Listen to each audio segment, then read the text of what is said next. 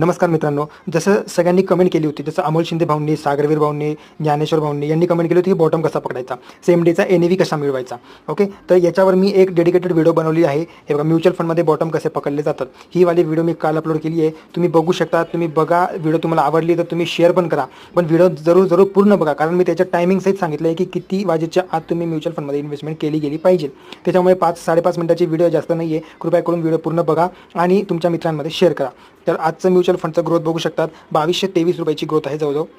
सगळे mutual fund एकदम छान प्रकारे ग्रोथ झालेले आहे. फक्त टाटा डिजिटल हा थोडा न्यूट्रल निगेटिव्ह आहे. ओके, आणि आज तोच जास्त पॉझिटिव्ह आहे ॲज कम्पेअर टू निफ्टी आणि बँक निफ्टी. ओके, सो तर टाटा डिजिटलमध्ये उद्या तर ग्रीन तर आकडे दिसणारच आहे आपल्याला, पण बाकीचे पण जवळजवळ न्यूट्रल असतील. तर ओव्हरऑल बघाल तर एकदम न्यूट्रल गाडी असेल, थोडी पॉझिटिव्हमध्ये असेल पण न्यूट्रल असेल.